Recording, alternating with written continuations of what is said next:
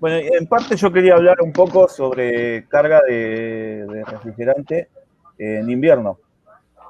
Cargar un equipo en invierno. Eh, digamos, por ahí lo más lógico es hacer una carga por peso. Pero si yo tengo un sistema en donde no tengo balanza o quiero completar la carga, ¿cómo haríamos en invierno? ¿Qué dicen ustedes, muchachos? Y primero, abrigarse porque vamos a tener Y frío. yo Arriba no sé. plantearía primero el vacío en invierno.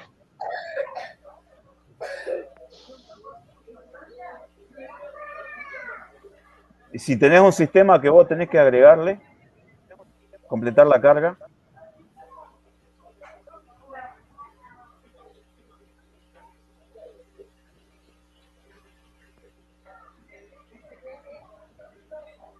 Te vuelvo. Héctor, si tenés un sistema que Sí, querés completarle la carga, Una pregunta, sí. Dexter. Agregarle gas, sí. decís vos. ¿Qué temperatura estamos hablando ahí? Y bueno, acá tenemos, ponerle 10 grados o menos en invierno. Ya. Vos tenés todo Ahí, calor. sí, solo calor. Así que en esa parte, pues, sería por peso. Por peso, porque lo otro sería por el recalentamiento, pero se subiría un poquito. O sea, la diferencia sería menor por el clima, que está muy frío. O sea, que ahí tendría... Las presiones, de hecho, van a caer, porque la presión de alta va en relación con la del ambiente.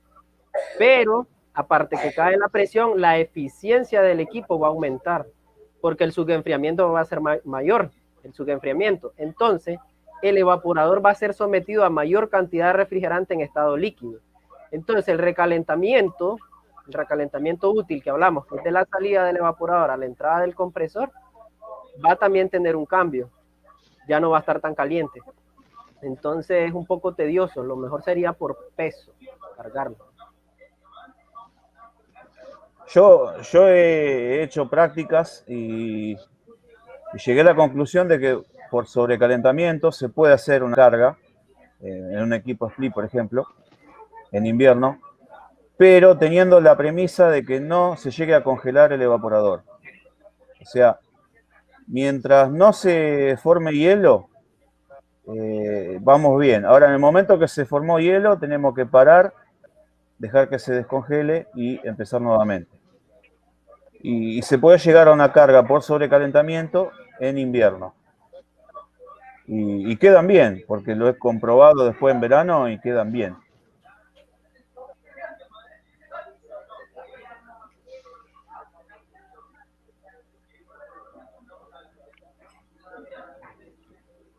No sé qué dicen ustedes, muchachos.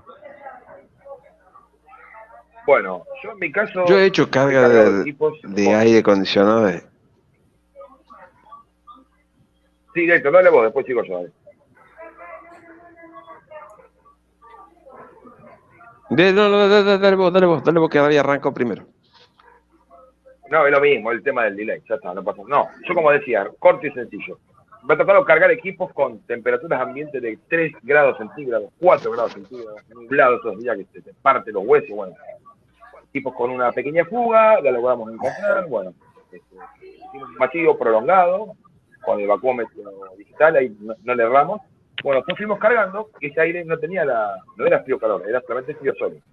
Bueno, entonces mi colaborador, con un secador de pelo yo uso, no de cerca sino de lejos, dándole al sensor de ambiente y emulando ese calor de verano, viste, de así de lejos, al evaporador, como dijo Sergio, para que no se congele. Entonces una vez que yo iba cargando, la presión me había quedado en 42 PSI, R22.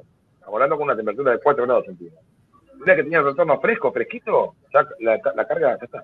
Después lo pasé a controlar, un día de más temperatura y había quedado muy bien la carga. Héctor.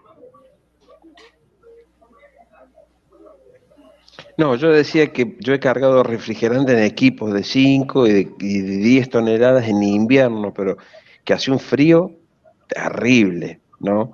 El desafío es hacer vacío con ese frío terrible. Bueno, la carga, vos la va cargando peso, pero el desafío es hacerla con una temperatura de 9 grados afuera, hacer vacío, ¿no es cierto? O sea, si, sin vacuómetro, sin nada, vos tenés un manómetro analógico, ¿cómo haces el vacío con una temperatura de 9 grados, afuera 8 grados? ¿Cómo lo haces? No podés hacerlo si no calentas el sistema, ¿no es cierto?, de alguna manera. ¿Qué opinan ustedes? Sí, sí, tal cual.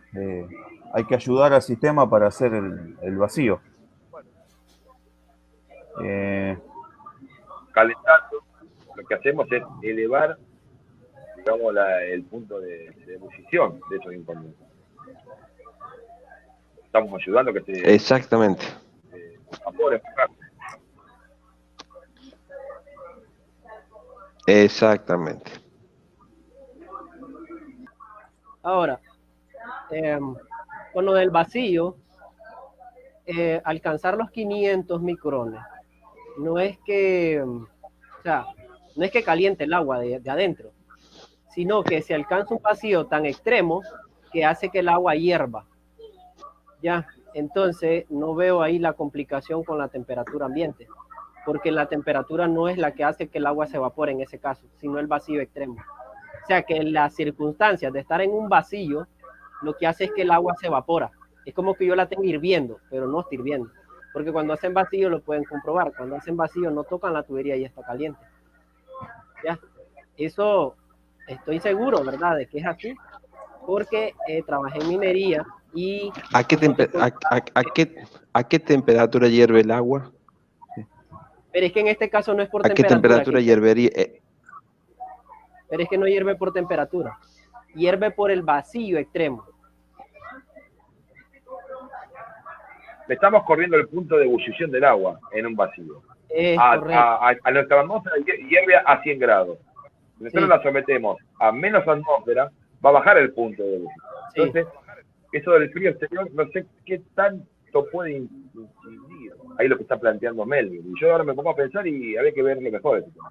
Me puede prolongar un poco el periodo de vacío que tenga que hacerle. Pero en definitiva se va a lograr con la bomba de vacío. Se logra. Tarda más, pero se logra. Porque el vacío es el vacío, como le digo, no es por temperatura que evapora el agua, sino por vacío, o sea, presión. Las partículas, al estar sometidas a una presión extrema, ellas comienzan a evaporarse. Que es lo que está ahorita comentando Rogelio. Se mueve el punto de ebullición, entonces no es el mismo punto. Eso es como cuando nos movemos con respecto al nivel del mar. Cambia también el punto de ebullición. Bueno, Martín dice, buenas muchachos, saludos Martín. Acá hay un comentario que me parece interesante. Seba Frete dice, medir presión, temperatura y consumo. Bueno, si vamos al invierno, ¿qué pasa con la presión? ¿Qué pasa con la temperatura y el consumo? Todo baja. Todo baja. O sea, baja. El consumo que vamos a tener con el equipo en verano no lo vamos a tener en invierno. O sea que no es un parámetro para tener muy en cuenta cuando hacemos la carga en invierno. Sí lo vamos a mirar, pero no vamos a tener una idea con respecto a la carga. Medir presión. Con la presión sola no hacemos mucho. Porque, bueno, en verano decimos en 30 grados tenemos 60 PSI en 22. Pero, no sé, en 10 grados, en 22, ¿cuánto tenés? No hay un punto fijo. Lo más exacto es medir el sobrecalentamiento o cargar por peso.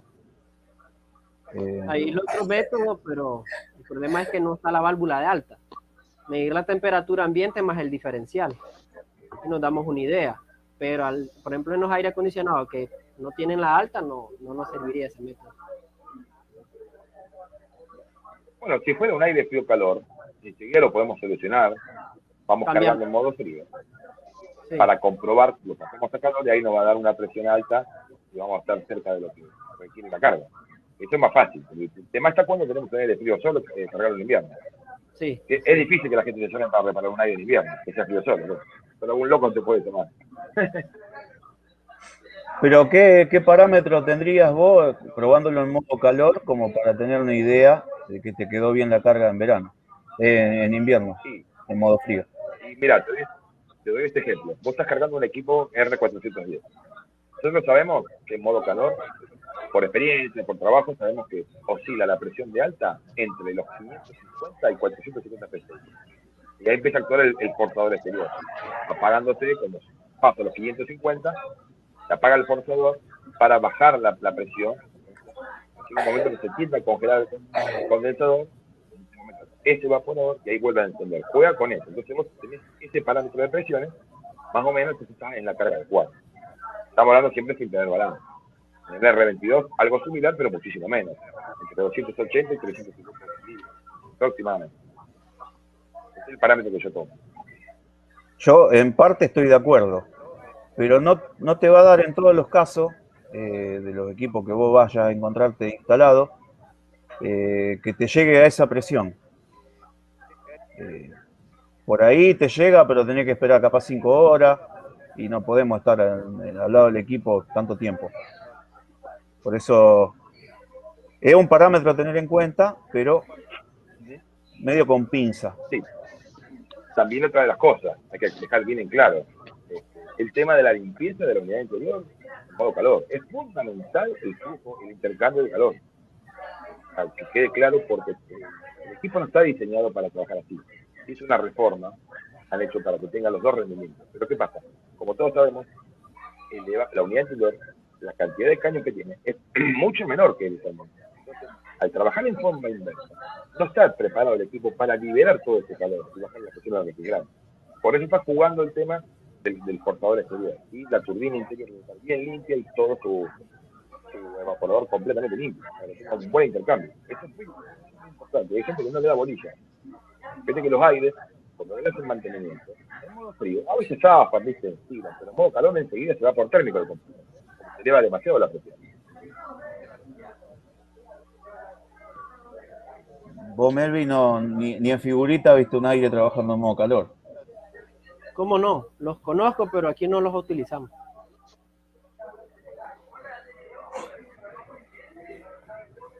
Acá Franco Roberto dice: buenas noches, muchachos. La otra vez vi un video de Foro Frío, DVD 2, parte 6.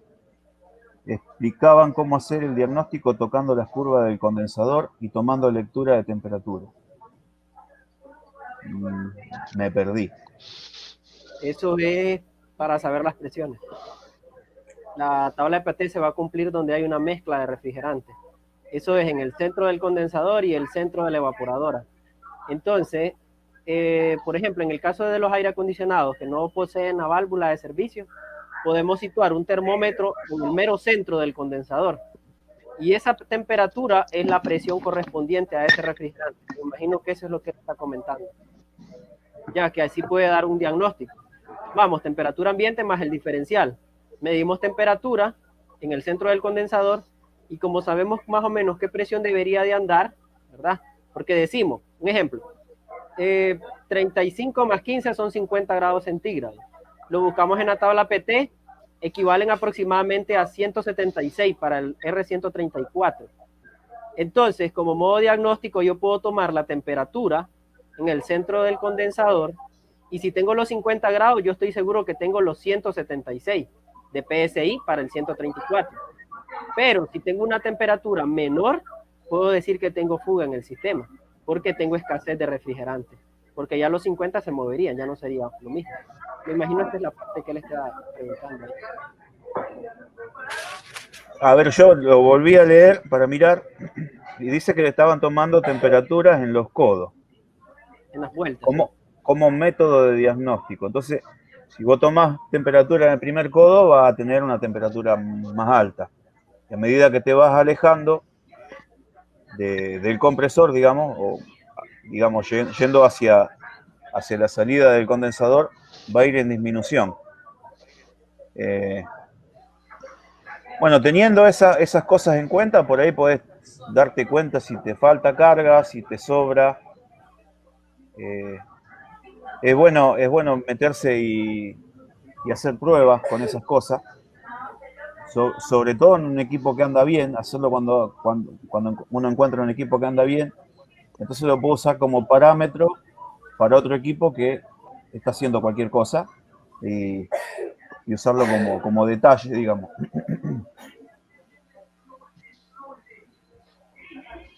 No sé si alguien quiere agregar algo más.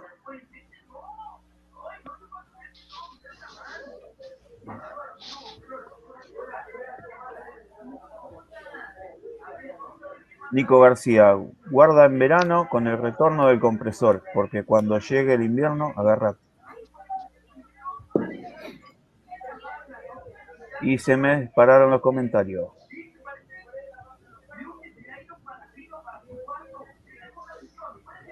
Raúl Alejandro dice acá en Neuquén 1 o 2 grados.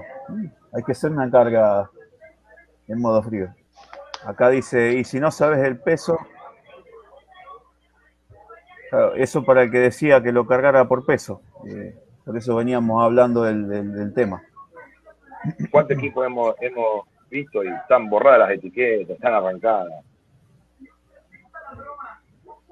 Uno más o menos por cancha puede tener una aproximación. Es decir, bueno, este equipo llevará 800 gramos. Pero también varía de uno a otro. Sí, pero no estarías tan lejos, Sergio. En un equipo que tiene 70 gramos menos, en un equipo de los 6.000 BTU, va a funcionar igual, por ahí. Ya, la carga tiene que ser más precisa en una heladera, y sí, tenemos problemas.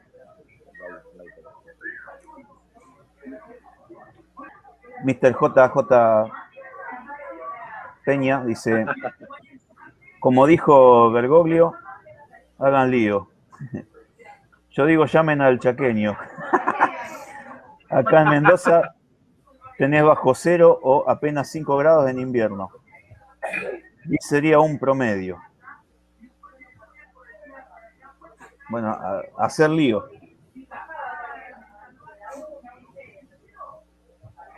Por sensor se calienta y se carga.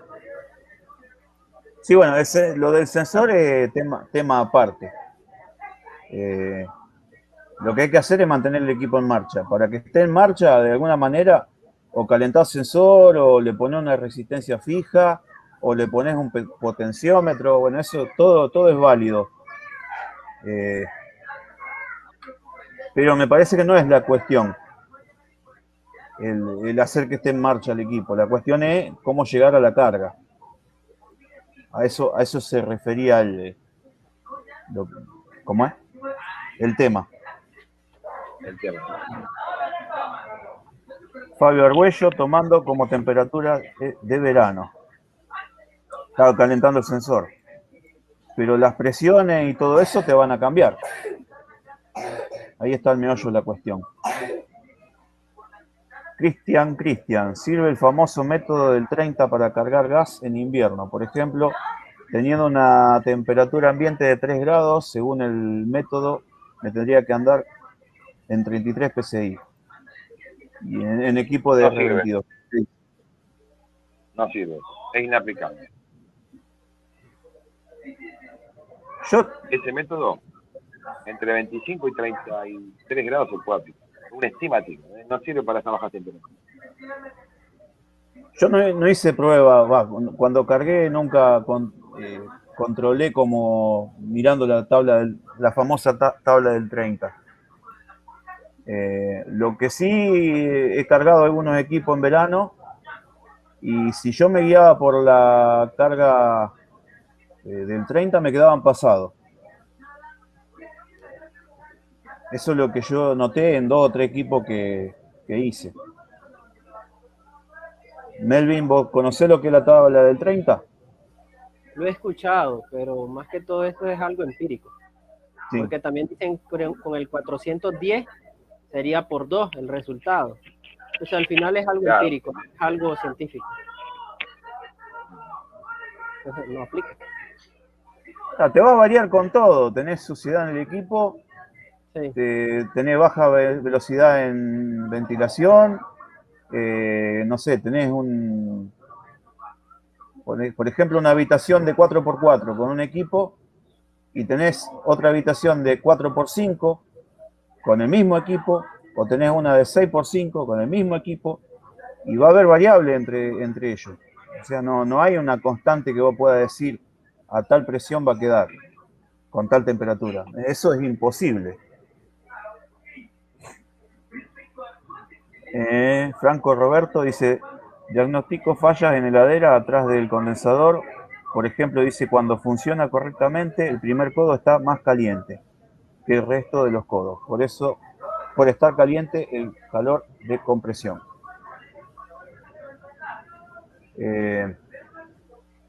Sí, eso te puede dar una idea. Eso igual va a estar caliente, aunque le falte. Te puede dar una idea. Yo, en la heladera que tenía 134, que aparentemente tenía fuga. Yo cuando la probé me llegaba a 32 grados bajo cero, me parece, en el evaporador y abajo 20. Si vos te guiabas por lo que decís ahí, tenías el primer codo caliente y después tenías hasta el filtro caliente. Pero sin embargo la heladera no funcionaba. Entonces, ¿qué hice? Como en algún otro video que hice sobre lo mismo, me dijeron, ¿cómo no le agregaste gas? Que le faltaba gas. Entonces agarré y le puse un poquito de refrigerante. ¿Qué pasó? Tenía muy caliente el primer codo, templado el segundo y frío los otros dos. Y el filtro frío. La heladera sí enfriaba. Me había llegado a ponerle 3, 4 grados abajo en 6 horas. O sea, la heladera andaba, pero falta de rendimiento total. Después cuando le saco el refrigerante, le cambio el filtro, veo que el filtro estaba bien, veo que el sistema no estaba tapado, el aceite tenía buen color y olor. Digo, bueno, le hago cambio de filtro, vacío y la cargo. La heladera me llegó a cortar en casi una hora. Menos de una hora cortó. O sea, ya tenía 20 y pico de grados en el freezer y 2 o 3 en la parte de abajo. Y ahí sí tenía la misma condición en el condensador. Tenía todo caliente hasta el filtro. Cargada por peso. Digamos, tenía las dos condiciones. Cuando la heladera funcionaba bien y cuando funcionaba mal, antes de agregarle gas. Se puede usar como método de diagnóstico, pero tenía que tomar otras cosas. Que te llegue a temperatura, por ejemplo. No sé si quieren agregar algo más. Yo creo que no. Estaba bien claro. Franco Roberto, los codos restantes deben estar más calientes, pero a temperatura constante. ¿Ustedes pueden explicar cómo es esto?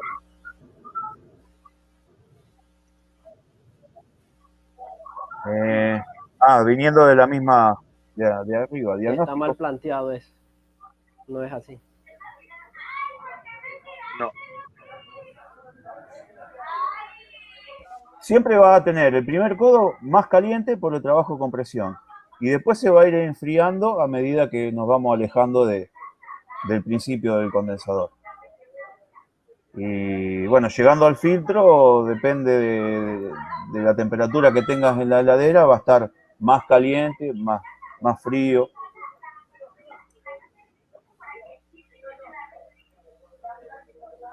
Cuando va haciendo el trabajo de condensación, se va enfriando el condensador.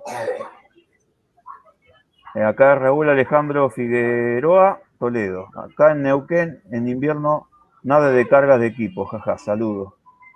Deben usar... ¿Quién está? Raúl. Raúl es un colega amigo de una localidad que se llama Butarranquil. Está ahí cerca de los pozos petroleros. Y en invierno hace 15 grados. No usan claro, con esas temperaturas no hay explique que funcione. Perdón, ¿qué corto que dijiste? Que con esas temperaturas no hay explique que funcione. Acá Martín dice que un PSI menos por cada grado, menos de 30 aproximado. Sí, son todas aproximaciones. Amperaje es un buen marcador también. Dice Walter Areco, y también se puede medir la carga por amperaje, ¿o no? Bueno, vos, Martín, tiraste algo del amperaje.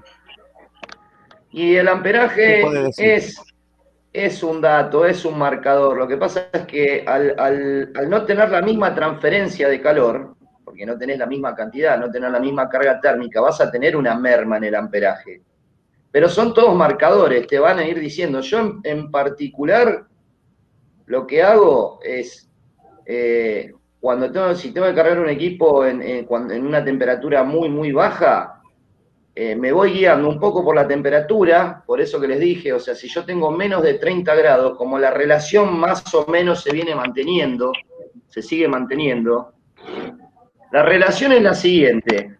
Todos los equipos están probados, el funcionamiento está probado en un sistema de aire acondicionado a una temperatura, digamos, de prueba o estandarizada de 30 grados. Vos en 30 grados tenés un salto térmico de 15 grados y a la vez tenés un salto térmico en el evaporador de otros 15.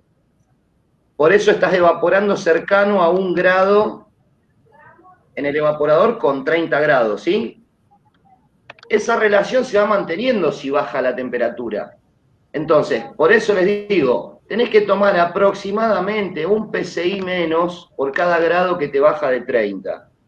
Eso sigue siendo aproximado, porque es una aproximación. Lo que vos te tenés que ir fijando es en marcadores en concreto, a saber qué es. Tocar retorno, fíjate que no venga un retorno recontra, remil frío. Fíjate que tengas algo de sobrecalentamiento, que no te venga, porque te pueden ir el equipo con 0 sobrecalentamiento, porque se te está congelando el evaporador. Tenés una serie de marcadores. Es algo que se hace más que nada por una estimación, no hay una regla general que digamos, bueno, la podemos aplicar y coincide específicamente en los casos de acuerdo a la temperatura, pero no puedes tomarlo como una tabla, pero tenés ciertos marcadores. El amperaje te va a bajar un poco, pero se va a mantener dentro del estándar, dentro de lo que vos tenés, suponte. Un equipo de 3000 te consume aproximadamente entre 5 y 5 amperes y medio. Entonces, y quizás vas a tener 4,5, 4,4, pero vas a andar por ahí cerca. Si tenés 3 amperes, estás mal, y si se te va 6 amperes porque te está yendo, ¿se entiende a lo que voy? Y no tenés que buscar nunca la presión de trabajo que tenés en verano. O sea, es más que nada una cuestión de cancha eso, no se puede estandarizar, digamos, detrás de una medida. Claro, si vos ves, la placa dice, no sé, consume 5 amperes. Sí, consume 5 amperes, pero ¿cuándo? En verano, con ciertas condiciones. A carga plena. Claro, y si vos querés hacer eso en invierno, ¿qué pasa? Tenés Te va a bajar el amperaje. Sí. Pero digamos, si vos lo cargás al amperaje que dice en placa, te vas a pasar, pero lejos. Tal cual. ¿Sabés cuál es también una buena para hacer? Que es en definitiva la que yo hago. Yo hago lo siguiente, yo le pongo refrigerante. Vos hay una cuestión con los equipos. Vos vas agregando refrigerante, y cuando vos vas agregando refrigerante, vos abrís manifold, presión se dispara, cerrás manifold, presión vuelve, y se va estabilizando, ¿sí? Llega un punto en el que vos vas agregando, o sea, subís, cuando cerrás, baja, y te vas a encontrar con que le vas a agregar por ahí 2 veces seguidas y te va a quedar en la misma presión. Esa es la presión a la que se te estabilizó la máquina. Entonces, generalmente esa es la presión de trabajo que va a tener por la temperatura ambiente que tiene. ¿Sí? O sea, no notas una evolución en la presión por más que le agregues refrigerante. No hay que hacerlo 4 o 5 veces porque obviamente te estarías pasando de refrigerante. Pero donde vos viste que lo hiciste 2 veces y se te estabilizó en lo mismo, listo, ahí déjalo. ¿Qué haces? Lo pasás a calor al equipo. Lo pasás a calor y te fijás si la presión corresponde con la presión que deberías tener. ¿Se entiende lo que digo? Sí. Pero yo te planteo en un equipo pío solo. Ajá. Ahí no tenemos manera de ver. Y lo que pasa es que que te llamen en verano. Claro, No te sean va a jodidos. pasar muy rara vez te va a pasar de que vos tengas que ver un equipo frío solo en invierno. A menos que sea equipos suponte, equipos de servidores, los equipos que atienden servidores, que trabajan en frío constantemente. Pero esos equipos tienen otro tipo de sistema, tienen sistemas de control de condensación y demás. Entonces son sistemas de bajo ambiente que se llaman, que te controlan la presión de alta. Entonces, en ese caso, más o menos te podés guiar, sabiendo la temperatura del ambiente, te vas a guiar por eso, por la temperatura ambiente vos te vas a ir guiando. Vos sabés que tenés la presión de evaporación va a ser aproximadamente unos 30 grados por debajo de la presión, de la temperatura ambiente que vos tenés. Acá Félix dice, en mi ciudad hay -3 en invierno. También por la altura es la más alta de España. Tenemos que andar ajustando los manómetros cuando bajamos a Madrid. Las bombas de calor van mal. Claro, teniendo una temperatura por debajo de 7 grados, digamos de -7, más baja, yo creo que por lo que vi en algunos manuales, ya no funcionan más. O sea, de 0 a -7, sí. No, olvídate. La temperatura tope de un aire acondicionado frío-calor para su trabajo óptimo es hasta 3, 4 grados centígrados, sobre cero. Si uno baja a -5, te va a afectar continuamente haciendo destrozos. No está diseñado para tan bajas temperaturas. Yo leí algún manual que decía que hasta -7 grados se podía usar. No sé si todos los equipos. Ese en Los particular. inverter trabajan más abajo también. Los inverter hasta -15 laburan. Ajá. Obviamente perdiendo capacidad. Sí, obvio, sí. -15 es la capacidad mínima a la que puede laburar. Pedro Martín Concina dice, según la teoría, en la descarga del compresor tenés más temperatura por el calor sensible y en el condensador y filtro. Debería tener la misma temperatura en todos los puntos porque es calor latente. Acá, mirá. No, señor. El proceso es un proceso isotérmico, lo cual no quiere decir que el condensador sea un dispositivo isotérmico.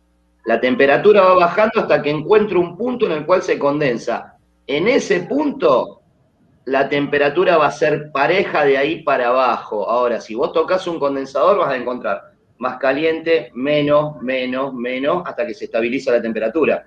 Pero no es que el condensador es isotérmico, el proceso de condensación es un proceso que es isotérmico, o sea que se produce a la misma temperatura, lo cual no significa de que en el condensador vayas a tener la misma temperatura. Es que prácticamente es lo que él dice, la temperatura, como dice este señor, pues, la temperatura sí cambia, y cambia de estado, lo que no va a cambiar es la presión, siempre va a tener la misma presión, pero sí va a ir liberando calor, porque la idea de la condensadora es esa, liberar calor al medio ambiente para hacer el cambio de estado. Entonces, no es lo que dice el comentario. La temperatura no es la que se queda constante, es la presión la que va constante. La temperatura va a ir variando hasta que se logre pasar a líquido del refrigerante. Ya de ahí ya no va a poder bajar más porque ya liberó lo que tenía que liberar.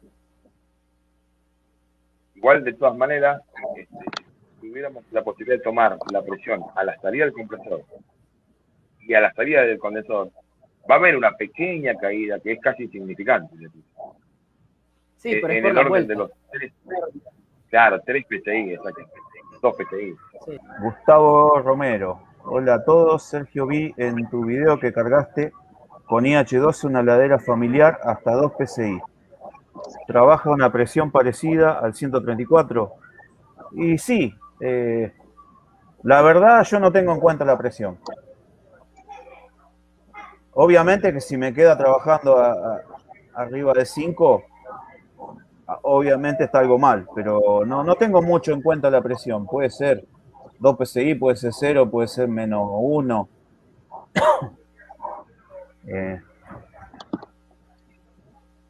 Porque hay que ver en qué momento quedan 2 PSI. Yo la verdad no recuerdo qué presión quedó. ¿Ustedes quieren agregar algo? La presión hay que medirla en régimen, como siempre hablamos ahí con Martín. Tal cual. Para tenerla en ¿Cómo régimen. estás cargando una heladera y tenés temperatura ambiente en el ambiente a refrigerar? No te podés guiar por los 2 PSI que te tiene que quedar en régimen. Generalmente cuando cargas más alto, si no tenés forma de medirlo por peso, cargas a 6, 8, 10 PSI, te puede llegar a quedar y después va a empezar a bajar. Pero eso es una cuestión de, más que nada, de cancha y de ver cómo se va comportando el sistema. Es ir agregándole de a poquito y ver cómo se comporta. Si ves que el frío no sigue, o sea, que la escarcha no sigue avanzando, es porque se te está quedando corto refrigerante y así. Por eso generalmente las heladeras, cuando no las puedes cargar por peso, que no puedes hacer algo, decir, bueno, le meto el peso específico y listo, ya está, se terminó. Las tenés que tener en el taller, porque en el taller vos la podés controlar, la podés tener 1 o 2 días controlándola, viendo cómo reacciona y demás. Es un proceso que demanda tiempo, no es algo que vos decís, bueno, le echo un chorro de gas y me voy a la mierda. Son cosas que demandan tiempo de control, de monitoreo.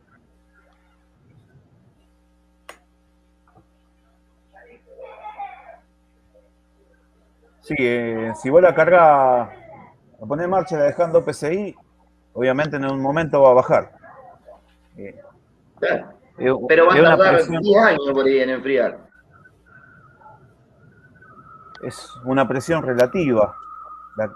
Es presión de Depende del régimen, momento. quizá. Felipe Río dice, el amperaje en modo calor sería más exacto. Sí, pasándolo a calor. Por eso volvemos siempre a la misma. Vos para cargar refrigerante tenés que cargar en frío, a menos que el equipo tenga una toma en la succión, pero en la succión pura, en la succión que no cambia con la válvula inversora.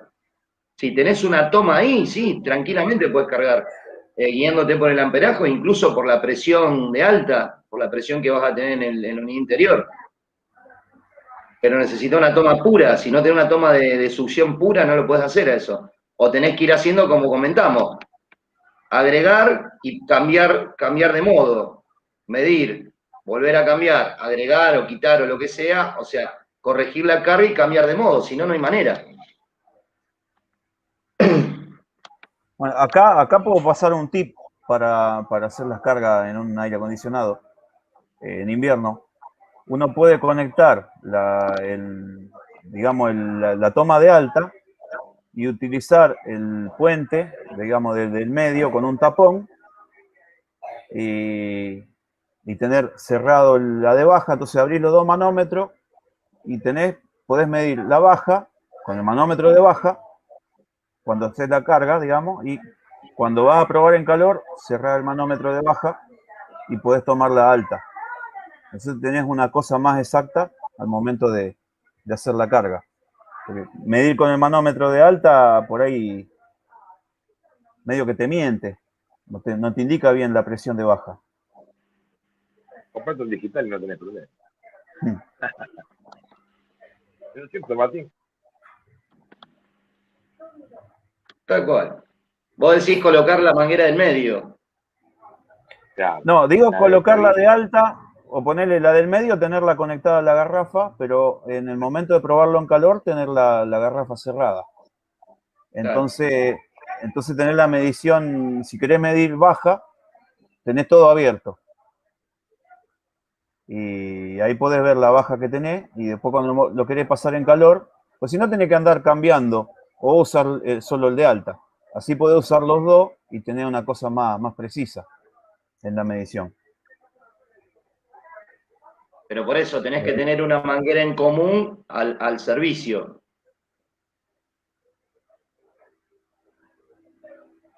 Sí, digamos la de baja, en vez de tener la manguera, podés poner un tapón. Está bien. Ahí está, ahí te entendí. Conectás la garrafa en el del medio y en el otro la pones al servicio. Entonces cuando querés saber la baja, tenés todo abierto. Abrí los dos. Claro, está bien. Franco Roberto, cargar refrigerante en invierno teniendo en cuenta el subenfriamiento? Pregunta. Complicado. Pasa que subenfriamiento, ¿cómo lo tomás? No, el subenfriamiento Vaporoso. sería, claro, es lo que vos medís en la unidad interior. Pero tenés que tener en cuenta una cosa, el sistema cuando trabaja en calor trabaja desequilibrado, por eso tiene métodos para compensar, tenés sistema de descongelamiento, tenés sistemas que te varían la velocidad o incluso te paran el ventilador de afuera. Entonces es un sistema que trabaja descompensado y la unidad interior como condensador es ineficiente, entonces no lo puedes tomar como parámetro de subenfriamiento a eso, porque el subenfriamiento que tiene es ineficiente, por eso funciona para irradiar calor, porque no trabaja bien como un condensador. O sea, se utiliza, digamos, que el funcionamiento de un sistema en calor se vale de el mal funcionamiento de la unidad interior como condensador para generar calor. Si condensara como corresponde, no calefaccionaría. Sí, señor. Tal cual, se seguirían usando resistencia. Claro. Nico García pregunta, con el diagrama de Molière, ¿no se puede cargar en invierno? Eso lo explicó Martín recién. Y me parece que quedó bien claro.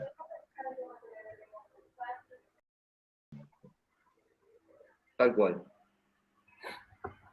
Pero dice Mencia, al principio del condensador tenemos calor sensible y varía su temperatura. Al principio, luego al empezar a condensar pierde solo calor latente y ya no cambia su menor temperatura. Sí, de hecho cambia un poquito. Un toque te cambia, pero no es algo que influya.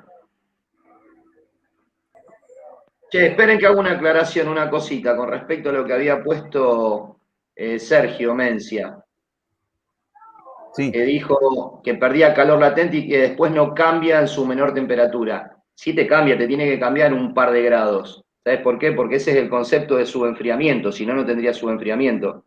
Si la temperatura fuera exactamente igual a la que vos tenés por la conversión, presión-temperatura, o sea, si fuera la misma de la saturación, no tendría subenfriamiento, y si no tenés subenfriamiento, no está trabajando bien la máquina. ¿Se entiende lo que digo? sí, sí. Porque lo tiramos así al concepto y por ahí queda, viste, raro. No te pierdas la trasnoche, todos los miércoles, 22 horas.